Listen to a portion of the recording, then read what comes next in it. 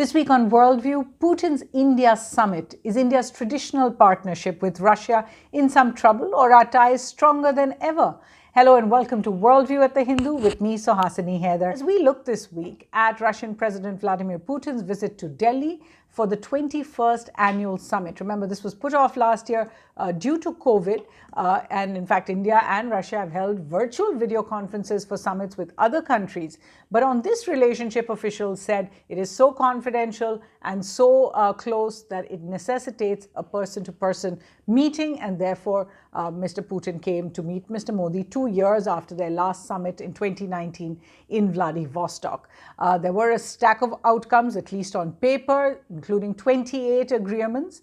Some of them was like the renewed 10-year defense cooperation partnership. But many other agreements expected did not get announced, leading to the speculation that that traditional partnership lacks some of its punch at present. So first, just let's take a look at what was achieved, and some of it is still filtering in. The first was really Putin's presence in Delhi. It was a very short visit, just a few hours, but even so, was a major takeaway, given that this is only the second time that Putin has traveled abroad during the COVID pandemic. The other flight was to Geneva for a meeting with US President Biden earlier this year. The second big takeaway, that the leadership level meeting itself was very effusive. Putin called India, quote, a great power in his comments. Modi called Putin a key architect of the India-Russia relationship. Third, not only were the leaders meeting, but the two sides met for the first time in the 2+2 format. This is between External Affairs Minister S. Jaishankar, Defense Minister Rajnath Singh, and their Russian counterparts Sergei Lavrov and Sergei Shoigu. Remember, India only has this kind of a 2+2 arrangement with partners like the US, Australia, and Japan. Then there was a meeting of the Intergovernmental Commission on Military and Military Technical Cooperation.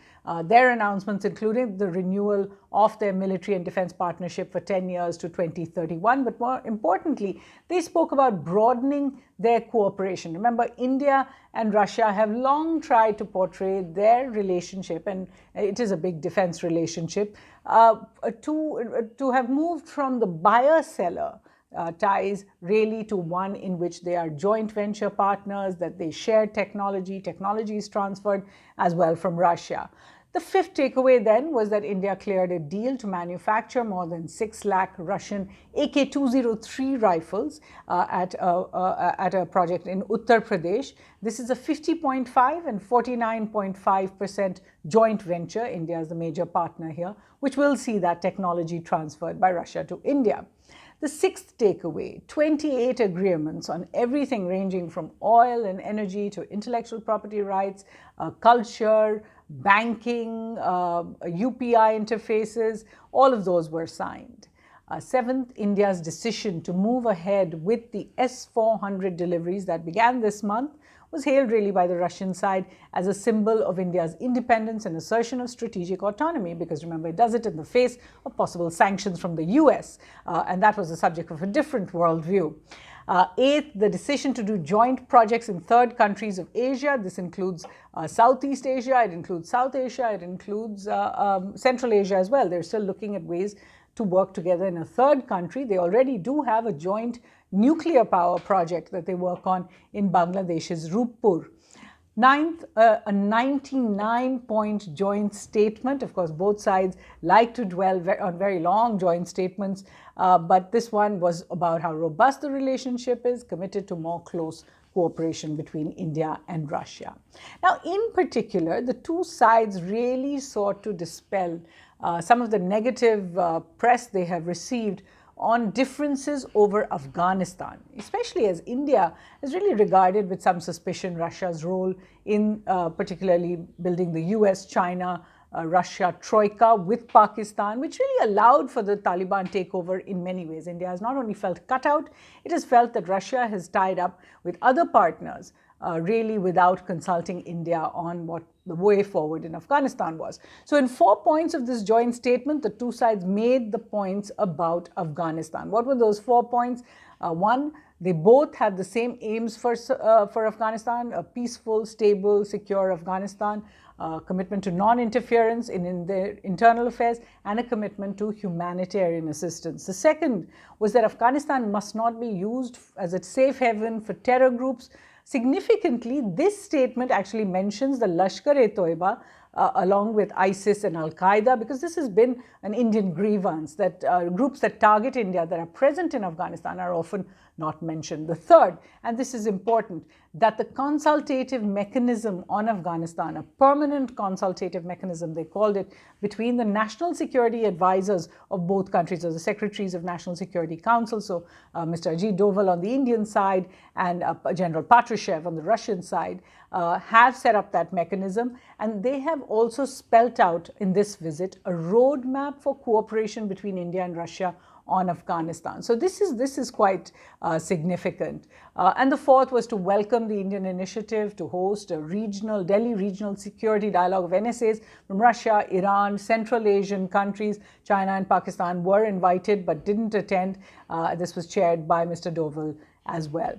Now, the emphasis on this India-Russia coming together on Afghanistan and perhaps differences with other countries was underlined. Just last week, External Affairs Minister Jaishankar criticized the US on Afghanistan, and his words were important because he said in this rare statement that he linked the US troops pullout to the rise of security concerns. Thus far, this has been a sort of Russian position that the US is responsible for the problems emanating from Afghanistan. So listen in.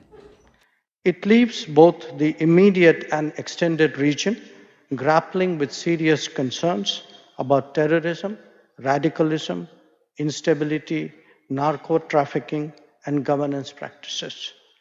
Given proximity and sociology, we are all affected one way or the other. However, the India-Russia summit wasn't all smooth sailing, and it's important to note that there were flashpoints, there were agreements that weren't signed, were expected in fact. And let's just take a look at some of those.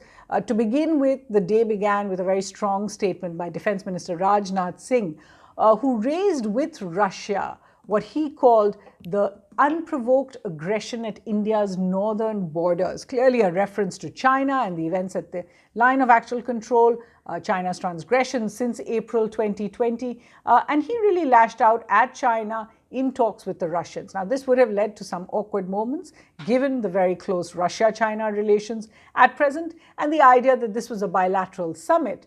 But then the day also ended with Russian Foreign Minister Lavrov hitting out at the United States. At a solo press conference, he specifically criticized the Quad strategy that, of course, India is a part of. He also criticized the new AUKUS agreement for bringing nuclear submarines to Australia, which he said was in violation of Australia's commitments. Now, both of those statements from Mr. Singh and Mr. Lavrov appear to show that the India relationship is very much being overshadowed at present, being pulled apart really by the US-China rivalry. The third key event was the important agreements that weren't signed, as I said, and I'm just giving you some of those. One of them was the bilateral logistics support deal. It's called the Reciprocal Exchange of Logistics Agreement, or RELOS. This was widely expected to be signed, but it wasn't. Officials saying that there were still some last-minute hitches and therefore it couldn't be signed. A Navy-to-Navy cooperation MOU had been outlooked as well, but then that was not announced either.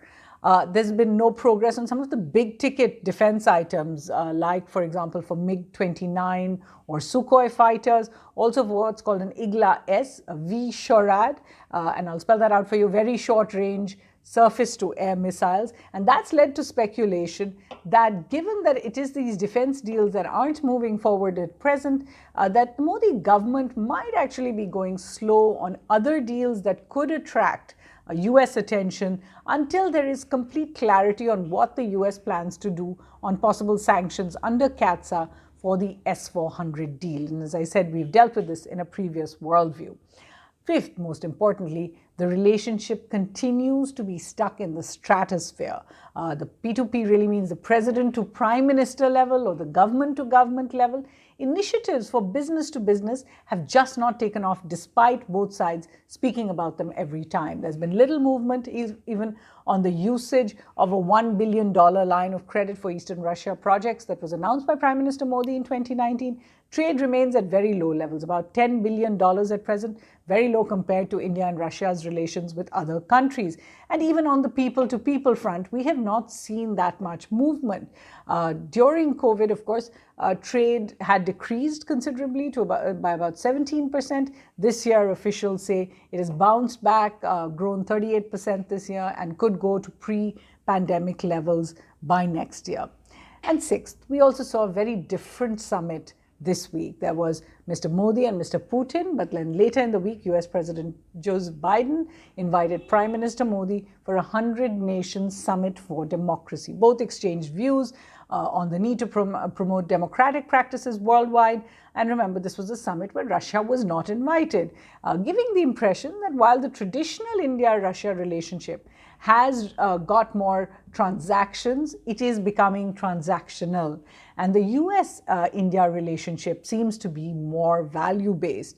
Certainly there is a contrast in the kind of natural fit that they speak about when India and the US relations are talked about in the traditional partnership between India and Russia. But it must be remembered, it is also true that while US leaders frequently criticize India, particularly where the Modi government is the most sensitive on the functioning of its democracy, on human rights violations, the Russian leadership never makes these value-based judgments. So that's considered one of the strengths of the India-Russia relationship. Whatever the net result of the Putin visit, the truth is Russia does remain an indispensable partner of India, the source of about 70% of its military hardware.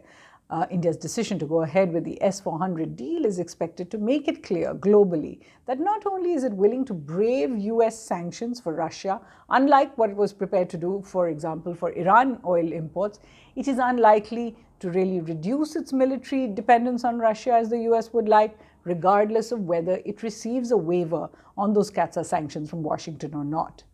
However, at the same time, one must acknowledge that India-Russia ties remain, as I said, stuck in that very government-to-government level.